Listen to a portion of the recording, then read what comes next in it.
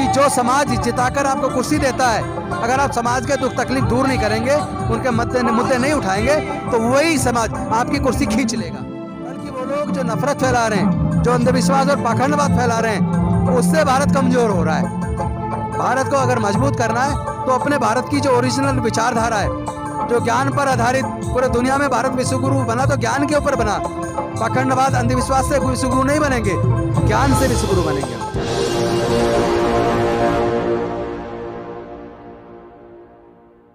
नमस्कार, आप देख रहे हैं NB News 24/7 नीलम बोध के साथ। और आज है हम झांसी रानी रोड। जी हाँ साथियों, आज हम अंबेडकर भवन हैं और अंबेडकर भवन पर आज एक ऐसा ऐतिहासिक कार्यक्रम हो रहा है जिसमें कि विशाल धम्म दीक्षा समारोह का कार्यक्रम आयोजित किया गया है। और आज यहाँ पर दिल्ली सरकार के मंत्री राजेंद्र पाल गौतम जी है जी, आज वो 10,000 लोगों को बौद्ध धर्म की दीक्षा ग्रहण कराएंगे। और इसी के साथ साथ में आज आप यहाँ पर जो बुद्ध के अनुयायी है उनका जमावड़ा देख सकते हैं। आज यहाँ पर हजारों की संख्या में बुद्ध के अनुयायी आए हुए हैं। और कहीं ना कहीं हम देखते कि जो बौद्ध विरासत थी भारत देश से लुप्त होती नजर आ रही थी, आज वही विरासत हम देख रहे हैं साथियों। इतने अच्छे तरीके से, इतनी मजबूती के साथ में आज देश के कोने कोने में फैलने का काम कर रही है और फिर से एक बार विश्व गुरु की तरफ बढ़ता हुआ भारत। मेरे साथ में राजेंद्र पाल गौतम जी हैं, उन्हीं से जानना चाहूँगी सर, जिस तरह से आप बौद्ध धम्म दीक्षा का आज ये कार्यक्रम है इसको लेकर चल रहे हो और पूरे देश में एक संदेश दे रहे हैं, तो क्या लगता है जिस तरह से महाकारुणिक या सम्राट अशोक के समय में पूरा भारत विश्व गुरु के रूप में उभरा, तो क्या लगता है कि आने वाले समय में इस तरह का एक दृश्य में देखने को मिलेगा? निश्चित तौर पर मिलेगा, क्योंकि भारत के सामने कोई दूसरा विकल्प नहीं है। और केवल भारत ही नहीं, पूरी दुनिया के सामने कोई विकल्प नहीं है। क्योंकि मानवता जहाँ जहाँ बढ़ेगी उन देशों में शांति स्थापित होगी, प्रगति होगी, खुशहाली होगी। और जहाँ जहाँ नफरत का माहौल बढ़ेगा, जहाँ जहाँ कट्टरपन बढ़ेगा, वहाँ इंसानियत के लिए खतरा पैदा हो जाएगा।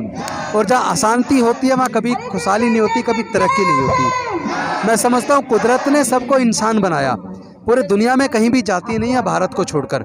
हमें ये जरूर चिंतन करना चाहिए जाति किसने बनाई और जाति के बनने से किसको फ़ायदा हुआ और किसको नुकसान हुआ। और धर्म जहाँ तक बात करें तो 4000 साल पहले दुनिया में कोई धर्म नहीं था। धर्म की उत्पत्ति अलग अलग समय पर अलग अलग धर्मों की लोगों ने अपनी सुविधा के लिए की, लेकिन राजनीतिक पार्टियों ने धर्म को हथियार के तौर पर इस्तेमाल किया सत्ता पाने के लिए। क्योंकि धर्म के मामले में लोग भावुक होते हैं। लेकिन हमारा मानना है बुद्ध धम्म में और बाकी धर्मों में ज़मीन आसमान का फ़र्क है। धर्म चलता धर्म शास्त्र से, बाइबल से ईसाई धर्म चलता है, कुरान से मुस्लिम धर्म चलता है, और हिंदू धर्म गीता से चलता है, और सिख धर्म आप जानते हैं गुरु ग्रंथ साहिब से चलता है। लेकिन बुद्ध का धर्म प्रज्ञा से चलता है, ज्ञान से चलता है। वहाँ सामाजिक, वहाँ वैज्ञानिक दृष्टिकोण है, सबको सम्यक दृष्टि से देखना, समता, स्वतंत्रता, बंधुता और न्याय पर आधारित, शील पर आधारित, प्रज्ञा पर आधारित, करुणा पर आधारित, और ऐसा धम्म जिसमें सबको के लिए मंगल भावना है, जिसमें सबके दुख अधिकार की इज्जत करने की बात है, जिसमें सबको मानवता की दृष्टि से देखकर सबको साथ लेकर चलना, सब में प्यार फैलाना, तो शांति स्थापित करने की बात है। तो पूरे दुनिया में जिस तरह औजार हथियारों की होड़ लगी है, आप जानते हैं यूक्रेन और रशिया के अंदर युद्ध छिड़ा हुआ है, कितने लोग मर चुके हैं। कभी अफगानिस्तान के साथ युद्ध होता है, कभी सीरिया के साथ होता है, कभी इराक में होता है। तो जहाँ जहाँ युद्ध होता है वहाँ लोग मर जाते हैं, लाखों लोग मरते हैं। तो मैं समझता हूँ ऐसे में, ऐसे वातावरण में जहाँ अशांति हो वहाँ कभी खुशहाली और तरक्की नहीं हो सकती।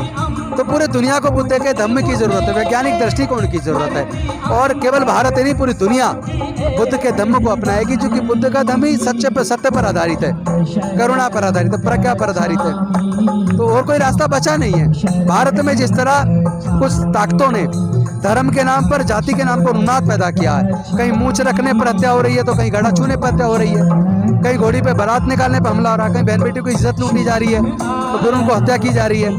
तो ये सब नहीं चलना चाहिए, सब भारत पीछे जाएगा। एक समय भारत बौद्ध में था, सम्राट अशोक के टाइम पे 7 देश उस वक्त भारत का हिस्सा थे।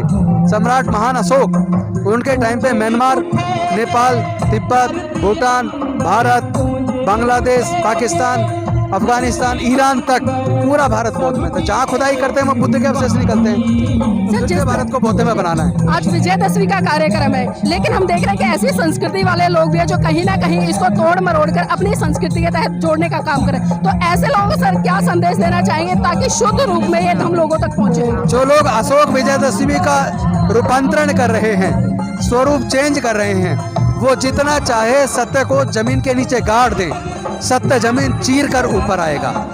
बौद्ध में भारत तो बन के रहेगा, कोई दुनिया की ताकत रोक नहीं सकती। सर, जिस तरह से लगातार अभी आपने बात की कि भारत देश में जाति के आधार पर अत्याचार शोषण हो रहा है, अभी हमने वर्तमान में देखा उत्तर प्रदेश का एक मुद्दा निकल कर आया कि एक अध्यापक ये स्टेटमेंट करता है कि नवरात्रों में महिलाओं को संविधान पढ़ लेना चाहिए और हिंदू कोड बिल पढ़ लेना चाहिए, तो उसको नौकरी से हाथ धोना पड़ता है। तो इस तरह की घटनाएं और जालोर की घटनाएं, या अभी वर्तमान में उत्तर प्रदेश की एक और घटना निकल कर आई, मूर्ति छूने पर बच्चे को पीटा गया। तो इस तरह की घटनाओं को रोकने के लिए बौद्ध हम किस दिशा में काम कर पाएगा? मैं समझता हूँ बौद्ध धर्म में नफरत के लिए कोई स्थान नहीं है। बौद्ध धर्म में प्यार का वातावरण है। बौद्ध धर्म वैज्ञानिक दृष्टिकोण पर है। वहाँ मूर्तियों को नहीं बल्कि विचारधारा को तवज्जो दी जाती है। ऐसी यूनिवर्सिटी के वो अधिकारी जिन्होंने उस प्रोफेसर पे कार्रवाई की है, उनको अपनी उस कार्रवाई को वापस लेना ही होगा। क्योंकि संविधान की बात करना कोई जुर्म नहीं है, ये उनको समझना पड़ेगा। बल्कि वो लोग जो नफरत फैला रहे हैं, जो अंधविश्वास और पाखंडवाद फैला रहे हैं, उससे भारत कमजोर हो रहा है। भारत को अगर मजबूत करना है तो अपने भारत की जो ओरिजिनल विचारधारा है, जो ज्ञान पर आधारित, पूरे दुनिया में भारत विश्वगुरु बना तो ज्ञान के ऊपर बना। पाखंडवाद अंधविश्वास से विश्वगुरु नहीं बनेंगे, ज्ञान से विश्वगुरु बनेंगे। सर, आप कहीं ना कहीं एक पार्टी का प्रतिनिधित्व भी करते हैं, आपका एक राजनीतिक चेहरा भी है, लेकिन कहीं ना कहीं हम देख रहे हैं कि आप राजनीति कम, समाज सेवा और धर्म की दिशा में ज्यादा काम कर रहे हैं, ऐसा क्यों? देखिए, डॉक्टर बाबा साहब अम्बेडकर जी ने कहा था और मानवर कांसीराम साहब ने भी कहा था, जिसकी सामाजिक शक्ति कमजोर होती है उसकी राजनीति कमजोर होती है।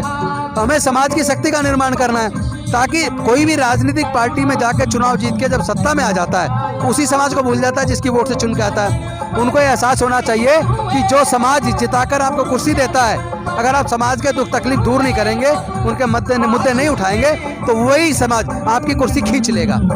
सर, ये भी जानना चाहूंगी क्योंकि आप लगातार धरातल पर काम कर रहे हैं, हम देख रहे हैं पूरी दिल्ली में नहीं बल्कि पूरे भारत देश के कोने कोने में जाके काम कर, लेकिन वर्तमान में दिल्ली सरकार में 12 विधायक भी हैं जो कि रिजर्व सीट से आते हैं, तो वो किस दिशा में काम कर रहे हैं? वो सब लोग शामिल हो रहे हैं और वो भी सच को मान रहे हैं, वो भी सच्चाई को जान रहे हैं। जैसे राजकुमार आनंद जी मेरे साथी विधायक हैं, यही पटेल नगर से हमारी विधानसभा में।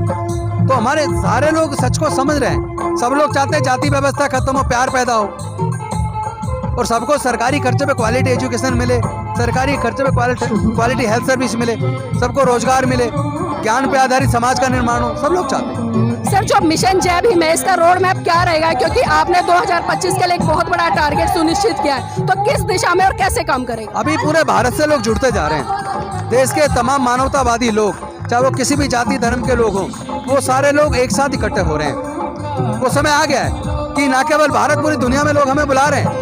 और मिशन जय भीम ने संकल्प लिया था भारत को फिर से बौद्धमय बनाकर, बाबा साहेब का जो सपना था भारत को बौद्धमय बनाने का, उस सपने को हम जरूर पूरा करेंगे। सर, देशवासियों के लिए आज के दिन कोई बड़ा संदेश क्या देना चाहेंगे? एक ही संदेश दूंगा कि जब आज के दिन सम्राट अशोक ने कलिंग विजय को प्राप्त किया और एक भिक्षु, बौद्ध भिक्षु ने पूछा कि तुम क्या मानते हो तुमने जंग जीत ली? तो उन्होंने कहा हाँ, मैंने जंग जीत ली, कलिंग विजय प्राप्त कर ली। उन्होंने कहा कि ये इतना चारों तरफ खून ही खून है, लाशें ही लाशें हैं, जीवित इंसान दिख नहीं रहे, आपने जीत किस पे हासिल की?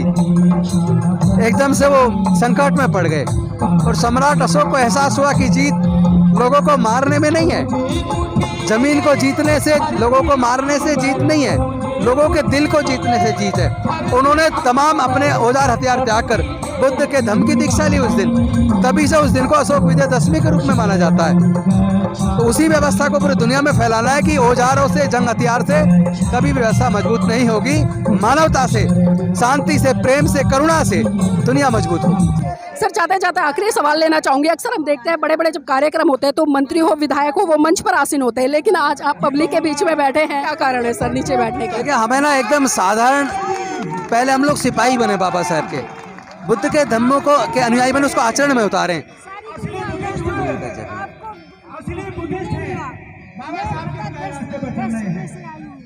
तो एक बार जोर से बोलिए,